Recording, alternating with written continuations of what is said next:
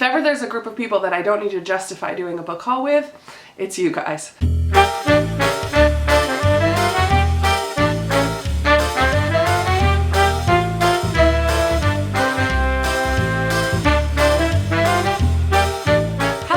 Here with Books and Jams. I do have 29 books here, so I'm gonna go through them relatively quickly. Last week during my Friday 5 video, I showed you 5 books that I picked up at my library book sale, and today I just want to show you the rest of the books that I got during that sale. Now, I know I don't need to justify buying books with you guys, but I do have 29 books in this haul. Thing is, they were all $2 or less, and a couple weeks ago I had a yard sale to earn money to buy more books. And I did a huge unhaul as well. I'm gonna start with the 5 that I showed during my Friday 5 video last week. So those 5 books are Britt Marie Was Here by Frederick Bachman, Violinist of Venice by Alyssa Palumbo, Crippen, A Novel of Murder by John Boyne, John Hart's The Last Child, and The Orchardist by Amanda Coplin. I'll put a link to my Friday 5 video from last week in case you're interested in learning a little bit more about any of those 5 books. The next pile of books I purchased because of BookTube. Pretty much all of the recommendations I get come from BookTube anymore. So the first one I heard about most recently on Maria's channel from Read, Create, Repeat Homeschool, but I believe she and I both originally heard Katie from Life Between Words talk about it quite a bit, and that is Ken Follett's The Pillars of the Earth. Now this is quite a chunker. But it's historical fiction and like generational family saga, I believe, and that's something that I know that I will love. It's just gonna take me a while to get to it, or get through it once I do get to it. The next book I have is Life After Life by Kate Atkinson, and I heard about this from Stephanie at That's What She Read, and this is about a woman named Ursula who lives her life over and over and over again. She lives and then dies, and then lives, is born again, and lives and dies and is born again over and over and over. And I believe it's also historical fiction as well, because it's set in the 1900s, early 1900s. Sounded interesting, and Stephanie spoke highly of it, so I'm looking forward to reading that at some point. It's also quite a chunker, so we'll see when I get to it. The next 2 books I also heard about from Katie at Life Between Words, and also a couple others. I picked up Louise Penny's A Fatal Grace, which is part of the Armand Gamache mystery series, which Katie talks about all the time, and I think Kate from Kate How also really likes this series. A group of booktubers that I love recently read Molokai from Alan Brennart, and this is about a girl in Hawaii. So it's set in Hawaii over a century ago. It just is a bit of a historical fiction, and I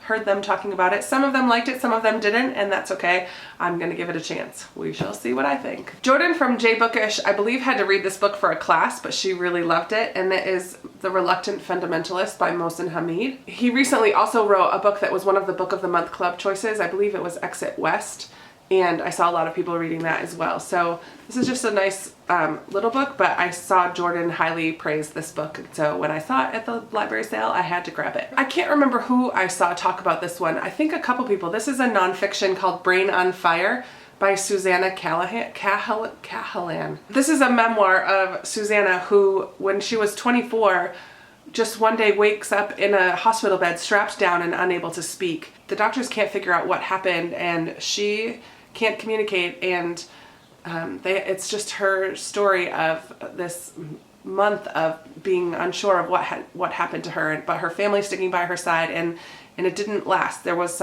ultimately some diagnosis that they figured out, I guess, what happened, and then she's back to living a normal life, but it just is her story of what happened during that month. I don't remember who talked about this, but they said it was a very interesting story, so I'm looking forward to giving it a go. And then recently I saw a couple people talk about this, including Robin from Reading with Robin, and that is The Little Paris Bookshop by Nina George.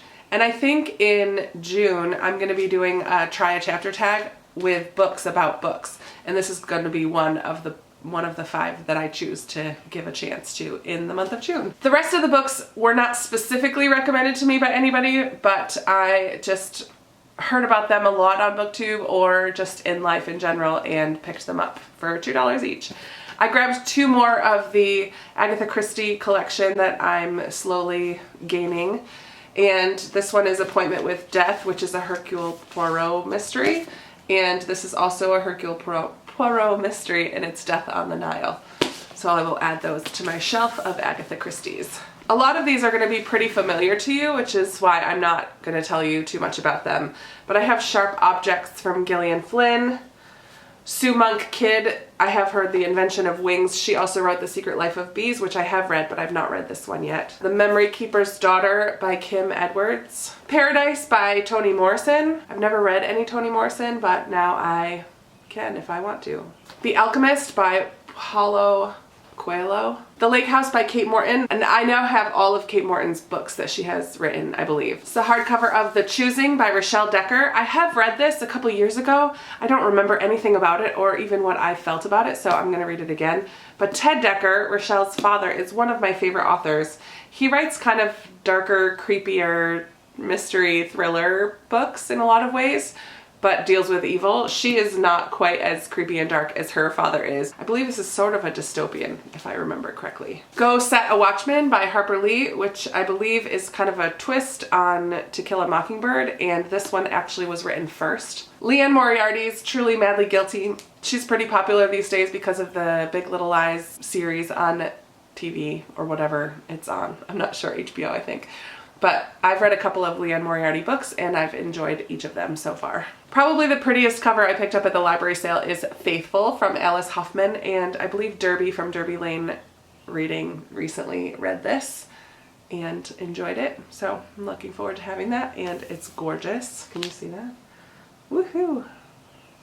Love a pretty cover. Neil Gaiman is a BookTube favorite. I picked up Neverwhere and I know nothing about it, but I know Neil Gaiman is super popular. I grabbed this trivia book just because these are kind of fun to just have out every now and then. This is Literary Trivia, Fun and Games for Book Lovers by Richard Lederer and Michael Gilliland.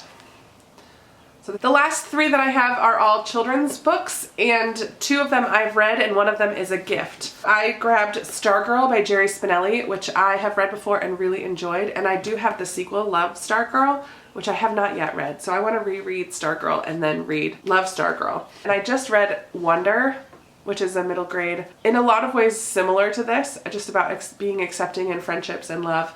And I think this has a lot of those same themes. So I'm looking forward to reading this. I have, of course, read The Hunger Games by Suzanne Collins, but I let somebody borrow my first book in the trilogy and they never returned it. So I just picked up another one, and these were just 50 cents. Stargirl and this one.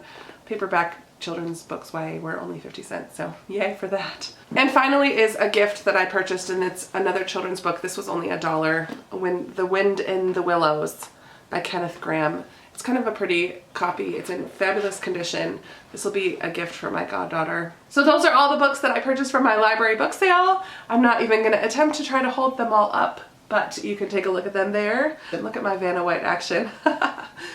Let me know down below if you've read any of these and what you thought of them. I know there are a bunch of popular ones on here, as well as some that you may not have heard of before. So I would love to hear your thoughts and chat with you down in the comments. And listen guys, I'm really gonna try not to buy any more books. I do have my Book of the Month Club that will come in June. I'm expecting a couple things in the mail, and it's yard sale season, so I may pick up one or two. But even yesterday, my thrift store had 50% off Books Day, and I did not go. I was super proud of myself. So I will be reading some of these instead of buying more books for a while. We shall see if that actually happens, but you know how it is. You booktubers, you're just like me. Well, some of you. I know some of you are like very actively not purchasing books, and that's great. I commend you for that. I just don't have that willpower. But listen, $2 a piece. You can't complain. So again, let me know if you've read any of these and what your thoughts are. I would love to chat with you down in the comments. Be sure to give this a big thumbs up if you liked it, and subscribe if you haven't already. And I'll be talking to you in the next one. Bye!